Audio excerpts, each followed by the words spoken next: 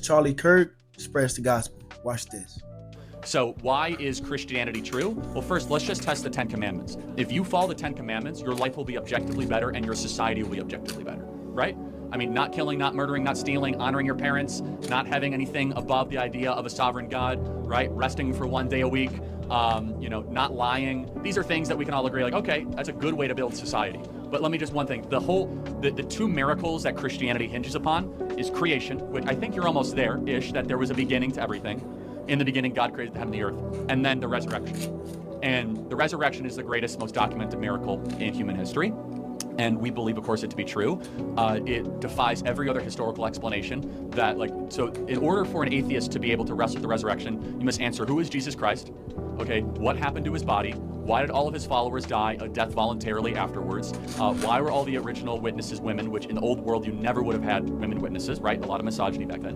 Why did we have all these people that from the first threshold, the second threshold, eyewitnesses say that Jesus Christ rose from the dead? So all of this, canon, and I don't expect you to believe it, is hinging on that one event. So it's not about Jonah the whale, it's not about parting the Red Sea, it's creation, resurrection, that's it.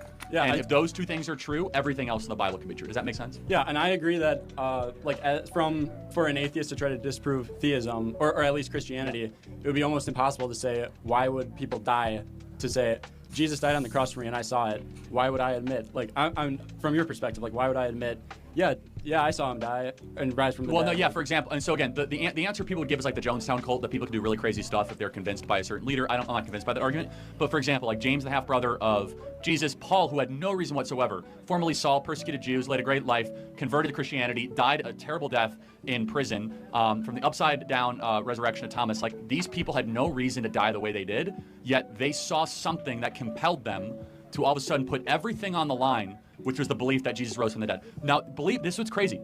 The Romans gave them an opportunity, saying, you can believe in Jesus, you just can't say he rose from the dead. They said, no, I refuse to give an inch on that.